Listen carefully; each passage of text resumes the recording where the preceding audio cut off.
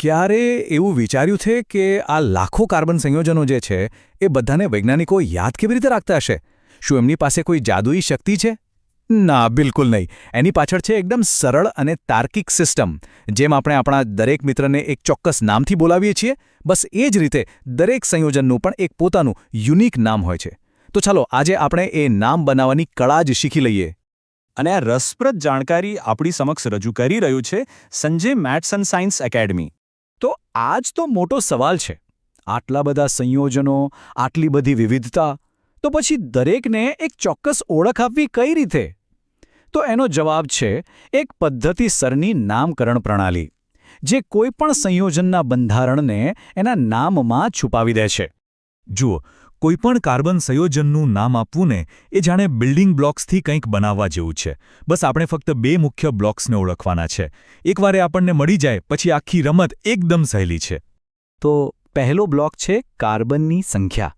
બસ મુખ્ય શૃંખલામાં કેટલા કાર્બન છે એ ગણી લો. અને બીજો જે ખાસ બ્લોક છે એ છે ક્રિયાશીલ સમૂહ. આ એક એવો પરમાણુ કે પરમાણુઓનો સમૂહ છે જે સંયોજનને એના ખાસ ગુણધર્મો આપે છે. બસ આ બે માહિતી મળી જાય એટલે નામનો આખો કોડ ખુલી જાય. તો ચાલો હવે નામ બનાવવાની આપણી એસેમ્બલી લાઇન શરૂ કરીએ. એક પછી એક સ્ટેપ જોઈશું અને બધું જ એકદમ સરળતાથી સમજાઈ જશે. સૌથી પહેલું અને સૌથી પાયાનું પગલું કાર્બન પરમાણુઓની સંખ્યા ગણી લો. આના પરથી આપણને નામનો મૂળ શબ્દ એટલે કે એનો પૂર્વક મળશે. અને બીજું પગલું કાર્બન વચ્ચે કેવા પ્રકારના બંધ છે એ તપાસો. શું એ એકલ બંધ છે, દ્વિબંધ છે કે પછી ત્રિબંધ? આના પરથી નામનો અંત એટલે કે પ્રત્યય નક્કી થશે. હવે આ જુઓ, આ છે નામકરણનો સિક્રેટ કોડ. દરેક કાર્બન સંખ્યા માટે એક ચોક્કસ પૂર્વક એટલે કે પ્રિફિક્સ નક્કી થયેલો છે. જેમ કે 1 કાર્બન માટે મિથ, 2 માટે ઇથ અને 3 કાર્બન માટે પ્રોપ.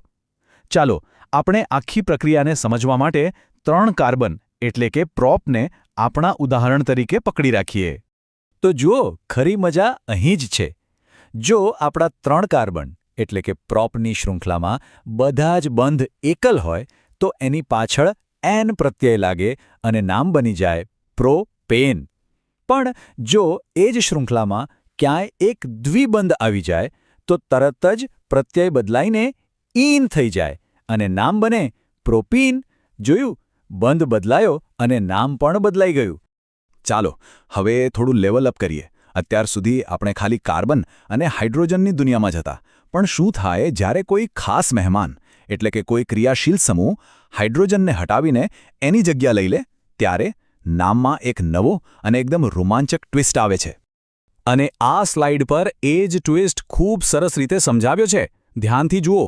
આપણા પ્રોપેન પર જો ક્લોરીન -Cl જેવો હેલોજન જોડાય તો નામની આગળ ક્લોરો લાગી જાય અને એ બની જાય ક્લોરોપ્રોપેન. પણ જો એલ્કોહોલ સમૂહ -OH જોડાય તો નામનો અંત ઓલથી થાય અને એ બને પ્રોપેનોલ. એ જ રીતે આલ્ડિહાઇડ માટે આલ, કીટોન માટે ઓન અને કાર્બોક્સિલિક એસિડ માટે ઓઇક એસિડ વપરાય છે. અહીં એક નાનકડો પણ બહુ જ મહત્વનો નિયમ છે. એક પ્રો ટિપ સમજી લો. જ્યારે આપણે નવો પ્રત્યય ઉમેરીએ અને એ કોઈ સ્વરથી શરૂ થતો હોય, જેમ કે ઓલમાં ઓ, તો મૂળ નામના અંતમાં આવતો ઈ નીકળી જાય છે. એટલે કે પ્રોપેન અને ઓલ મળીને પ્રોપેનોલ નહીં પણ પ્રોપેનોલ બને છે. છે ને એકદમ સરળ? તો ચાલો આપણા હીરો પ્રોપેનોલનું નામ ફરીથી બનાવીને જોઈએ. પ્રોપ એટલે 3 કાર્બન, એન એટલે કે બધા જ બંધ એકલ છે અને ઓલ એટલે કે એની સાથે આલ્કોહોલ સમૂહ જોડાયેલો છે. આમ નામ પોતે જ જાણે આખા સંયોજનની બાયોડેટા આપી દે છે. અત્યાર સુધી આપણે એકદમ સીધી લાઇનની વાત કરી. પણ કાર્બન બહુ ક્રિએટિવ છે. એ કંઈ હંમેશા સીધી હરોળમાં નથી ચાલતો. ક્યારેક એ શાખાઓ બનાવે છે તો ક્યારેક પોતાની જાત સાથે જોડાઈને ગોળ રિંગ પણ બનાવી લે છે. હવે શાખાઓને સમજીએ એ પહેલાં બંધારણીય સમઘટકોનો આઈડિયા સમજવો ખૂબ જરૂરી છે. આ કેવા છે ખબર છે? જાણે કે જોડિયા ભાઈઓ જેવા, જેમનું આણ્વીય સૂત્ર તો એકદમ સરખું જ હોય, પણ તેમના પરમાણુઓ જે રીતે ગોઠવાયેલા હોય એટલે કે એમનું બંધારણ એ અલગ અલગ હોય છે. ચાલો આને બ્યુટેનના ઉદાહરણથી સમજીએ. એનું સૂત્ર છે C4H10. એટલે કે આપણી પાસે સામગ્રી શું છે? 4 કાર્બન અને 10 હાઇડ્રોજન. હવે આટલી જ સામગ્રીમાંથી આપણે બે સાવ અલગ અલગ રચનાઓ બનાવી શકીએ છીએ. અને આ રહી એ બે રચનાઓ. એકમાં ચારેય કાર્બન એક સીધી લાઇનમાં છે, જ્યારે બીજી રચનામાં શું છે? 3 કાર્બન મુખ્ય લાઇનમાં છે અને ચોથો કાર્બન શાખા તરીકે બીજા નંબરના કાર્બન સાથે જોડાયેલો છે. બંનેનું સૂત્ર તો C4H10 જ છે, પણ એમની ગોઠવણ અને ગુણધર્મો બિલકુલ અલગ. આ જ તો છે સમઘટકોનો જાદુ. અને જેમ મેં કહ્યું, ક્યારેક કાર્બન શૃંખલાનો પહેલો અને છેલ્લો છેડો એકબીજા સાથે જોડાઈ જાય અને એક બંધ વલય એટલે કે રિંગ બનાવે છે. આવા સંયોજનોના નામની આગળ બસ સાયક્લો શબ્દ ઉમેરી દેવાનો. તો ચાલો ફટાફટ આખી નામકરણ ટૂલકિટને રિવાઇઝ કરી લઈએ. સ્ટેપ 1 કાર્બન ગણો અને પૂર્વક શોધો. સ્ટેપ 2 બંધ તપાસો અને પ્રત્યય લગાવો. સ્ટેપ 3 ક્રિયાશીલ સમૂહને ઓળખો અને એનો ખાસ પૂર્વજ્ઞ પ્રત્યય ઉમેરો. અને હા, શાખા અને વલય માટેના ખાસ નિયમો પણ યાદ રાખવાના. તો હવે જ્યારે નામકરણની આ આખી રેસીપી આપણી પાસે છે, તો શું કોઈ પણ કાર્બન સંયોજનનું નામ બનાવી શકાય?